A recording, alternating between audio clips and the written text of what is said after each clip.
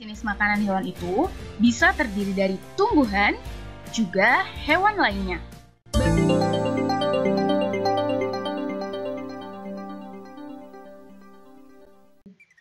Assalamualaikum warahmatullahi wabarakatuh. Halo, selamat pagi kelas 5 yang berbahagia. Jumpa lagi bersama Bu Nita dan Kak Nisa. Hari ini kita belajar tema 5 ekosistem, subtema 1 komponen ekosistem. Pembelajaran 1. Sebelum belajar, mari kita berdoa. Berdoa mulai, berdoa selesai. Mari kita siapkan alat tulis kita. Sudah siap? Belajar mulai, let's go! Hari ini kita belajar memahami pengertian dari ekosistem. Menemukan pokok pikiran dan info penting dalam bacaan. Mengetahui jenis makanan hewan. Dan mengetahui teks non-fiksi. Semangat belajar ya! Perhatikan gambar berikut. Nah, di sana ada matahari, pohon, dan beraneka ragam hewan di suatu lingkungan. Ada benda hidup dan benda tak hidup pada suatu lingkungan yang saling berinteraksi dan saling bergantung satu sama lain. Mereka membentuk ekosistem. Apa itu ekosistem? Ekosistem adalah interaksi antara makhluk hidup dan benda-benda tak hidup pada sebuah lingkungan. Coba temukan perbedaan apa saja yang dapat kamu jelaskan dari kedua gambar tersebut. Di sana ada ekosistem gurun pasir dan ada ekosistem hutan. Ekosistem gurun pasir terdiri dari komponen abiotik, makhluk hidup seperti unta dan ular. Serta ada komponen benda mati abiotik yaitu pasir gurun dan cahaya matahari. Nah, sedangkan ekosistem hutan itu di sana ada komponen biotik atau makhluk hidup seperti aneka ragam hewan. Sedangkan komponen abiotik benda mati yaitu tanah, cahaya matahari, udara, dan air. Coba perhatikan dialog antara Udin dan Edo. Apa yang sedang kamu baca, Udin? Kok sepertinya seru sekali kamu membacanya? Ini sebuah buku pengetahuan bergambar. Bibiku yang mengirimkannya untukku. Wah, sepertinya menarik. Apa isi buku itu, Udin? Buku ini tentang berbagai jenis ekosistem di dunia. Di dalam buku ini, ada berbagai jenis hewan khas yang hidup di tiap-tiap ekosistem. Apa itu ekosistem? Bisakah kamu menjelaskan untukku? Menurut pendapatku, lebih baik kita membaca buku ini bersama-sama saja. Mari kita baca ya. Buku paket halaman 3 tentang ekosistem. Ekosistem. Semua makhluk hidup memerlukan lingkungan tertentu untuk memenuhi kebutuhannya. Lingkungan adalah segala sesuatu yang berada di sekitar makhluk hidup. Sebuah lingkungan terdiri atas bagian yang hidup atau biotik dan bagian tak hidup atau abiotik. Bagian yang hidup di sebuah lingkungan terdiri atas tumbuhan, hewan, dan makhluk hidup lainnya. Bagian lingkungan yang tak hidup terdiri atas cahaya matahari, air, udara, dan tanah. Cahaya matahari dapat menghangatkan udara, air, dan tanah agar mencapai suhu yang sesuai kebutuhan hidup makhluk hidup. Cahaya matahari juga membantu tumbuhan membuat makanan. Air dan tanah merupakan bagian penting dari sebuah lingkungan. Air yang turun dalam bentuk hujan meresap ke dalam tanah. Air di dalam tanah ini akan dimanfaatkan oleh tumbuhan yang hidup di atasnya dan makhluk hidup kecil lainnya yang hidup di dalam tanah. Bagian hidup dan tak hidup di sebuah lingkungan saling berinteraksi dan saling bergantung satu sama lain. Interaksi antara makhluk hidup dan benda-benda tak hidup di sebuah lingkungan disebut ekosistem. Ekosistem tersusun atas individu, populasi, dan komunitas. Individu adalah makhluk hidup tunggal, misalnya seekor kambing, seekor burung, dan sebuah pohon cemara. Tempat individu tinggal disebut habitat. Populasi adalah kumpulan individu sejenis yang menempati suatu daerah tertentu. Contoh, di sebuah kolam terdapat populasi ikan, populasi tumbuhan teratai, dan populasi lumut. Sementara itu, komunitas adalah populasi makhluk hidup di suatu daerah tertentu. Contoh, komunitas adalah komunitas sungai dan komunitas padang rumput. Nah, anak-anak, tadi kita sudah membaca buku paket halaman 3 tentang ekosistem. Mari kita temukan pokok pikiran masing-masing paragraf dan informasi penting dari masing-masing paragraf tersebut. Let's go, semangat ya! Di paragraf pertama itu, pokok pikiran kira-kira ada di kalimat mana ya? Ada yang tahu? Ya, ada di kalimat pertama. Semua makhluk hidup memerlukan lingkungan tertentu untuk memenuhi kebutuhannya. Cerdas ya kalian? Lalu, informasi pentingnya yaitu sebuah lingkungan terdiri dari bagian yang hidup atau disebut biotik dan bagian tak hidup atau abiotik. Pada paragraf kedua, pokok pikiran kira-kira ada di kalimat mana ya? Ya, benar, ada di kalimat pertama, yaitu cahaya matahari dapat menghangatkan udara, air dan tanah agar mencapai suhu yang sesuai kebutuhan hidup makhluk hidup. Sedangkan informasi penting yaitu cahaya matahari juga membantu tumbuhan membuat makanan. Dicatat ya. Selanjutnya, air dan tanah merupakan bagian penting dari sebuah lingkungan.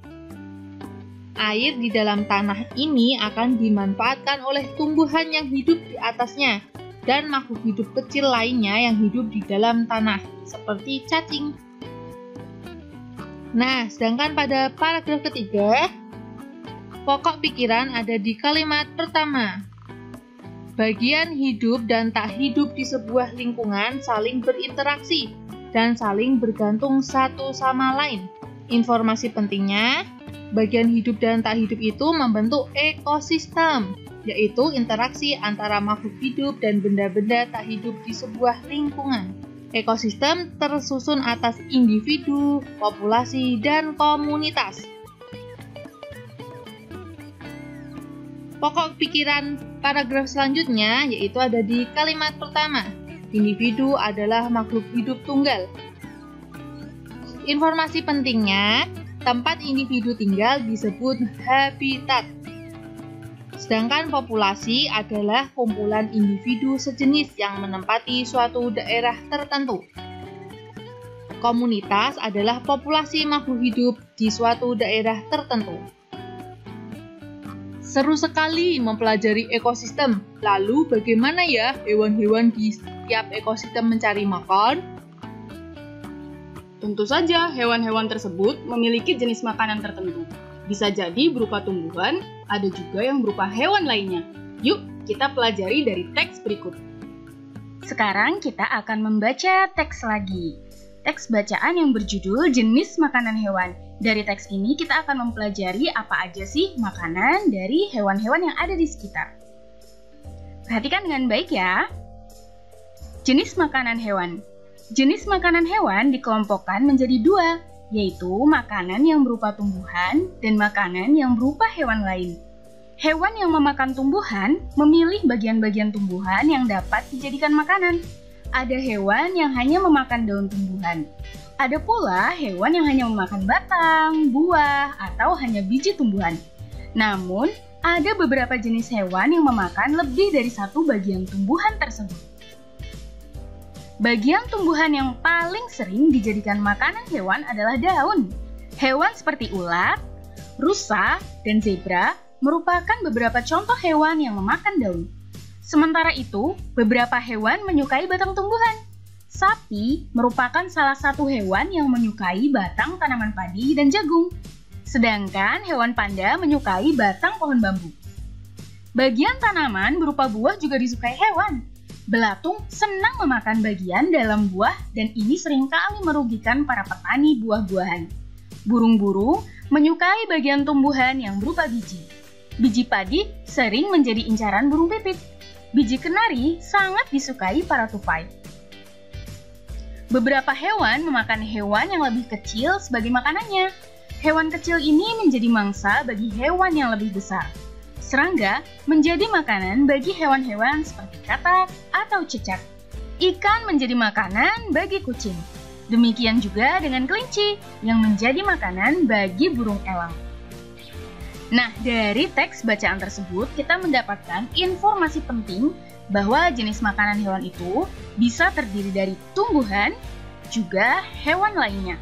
Bagian-bagian yang dimakan dari tumbuhan bisa berupa daun, buah, batang, juga biji-bijian.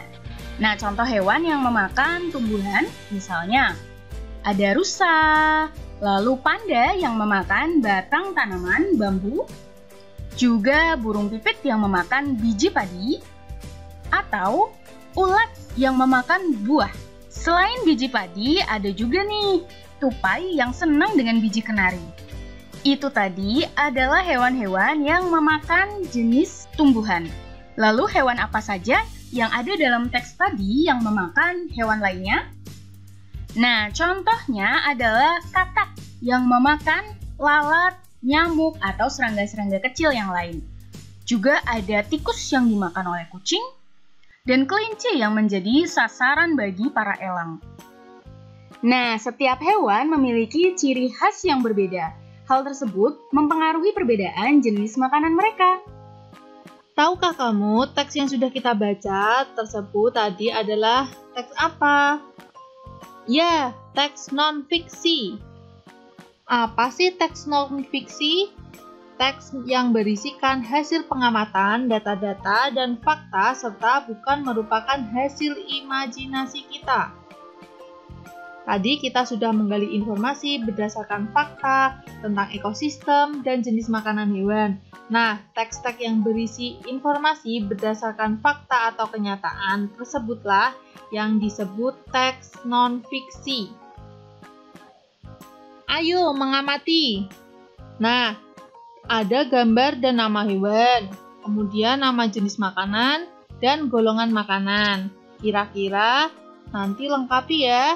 Tabel berikut, ini ada kucing. Nama jenis makanan ikan, golongan makanan hewan. Lanjutkan ya di rumah.